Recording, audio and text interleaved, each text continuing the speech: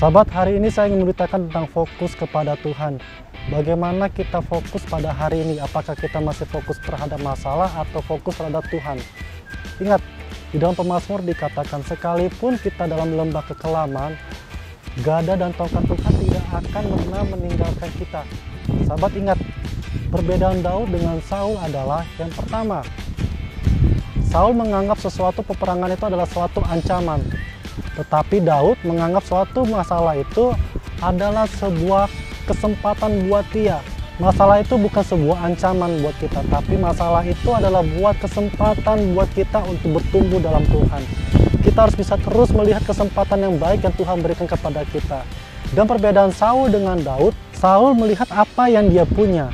Tapi kalau Daud melihat siapa yang dia punya.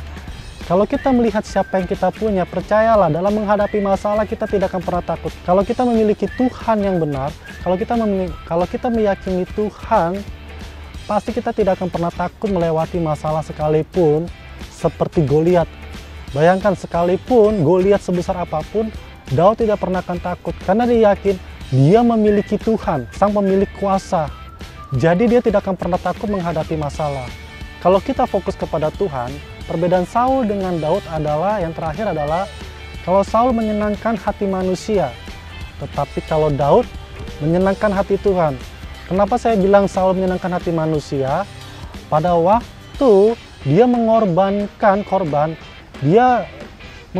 korban itu tanpa Samuel, sedangkan Samuel ini adalah orang yang diurapi Tuhan.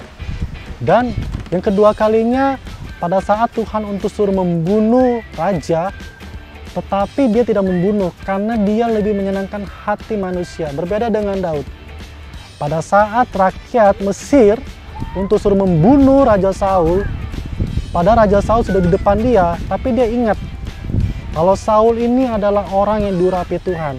Itulah perbedaan Saul dengan Daud. Kalau kita fokus kepada Tuhan, kita tidak akan pernah lihat masalah itu sebuah ancaman, sebuah ketakutan atau keraguan, ataupun sebuah trauma. Tapi itu adalah sebuah kesempatan untuk pembelajaran kita, pembaruan lagi, untuk kita lebih naik lagi ke level yang lebih tinggi. Percayalah sahabat, di dalam Yesaya 53 ayat 4 dikatakan, kita ini sangat berharga. Kenapa dikatakan sangat berharga? Tuhan sudah menggantikan penyakit dan sengsara kita di dalam tubuhnya. So, percayalah, Tuhan tidak akan pernah meninggalkan kita. Demikian love message yang saya sampaikan. Sampai ketemu di video-video selanjutnya. God bless you.